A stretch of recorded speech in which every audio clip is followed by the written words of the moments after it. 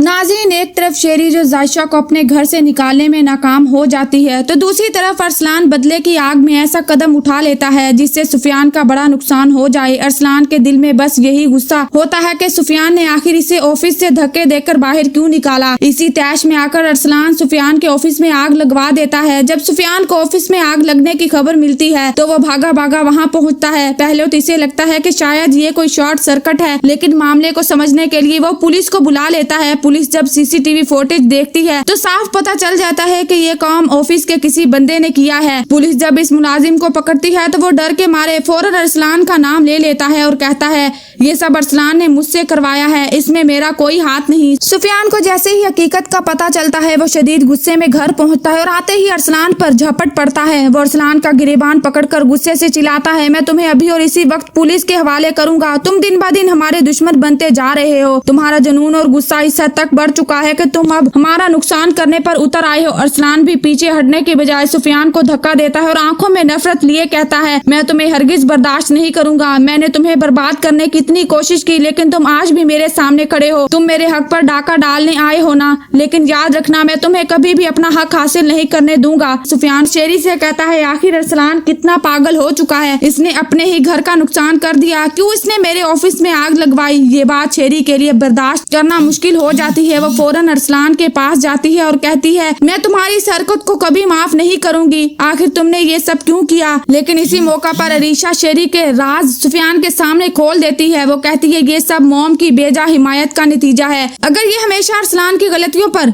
पर्दा ना डालती तो आज वो इस मोड़ पर ना खड़ा होता। इन्हीं की वजह से वो आज लोगों की जिंदगियां बर्बाद कर रहा है। दूसरी तरफ अरीशा जैन से भी मिलती है और इससे सारी बात पता करती है। वो जैन से पूछती है, क्या तुमने हमारी मुलाकात के बारे में राफे को कुछ बताया है। इस पर जैन शर्मिंदा होकर कहता है, अरीशा मुझे बिल्कुल अंदाजा नहीं था कि तुम अपनी जिंदगी में इतनी खुश हो। अगर मुझे पता होता तो मैं कभी तुम्हारी खुशियां ना खराब करता। तुम कहो तो मैं अभी राफे के पास जाकर इसे सारा सच बता देता हूँ और माफी मांग लेता हूँ ताकि तुम और राफे आराम से अपनी जिंदगी गुजार सको।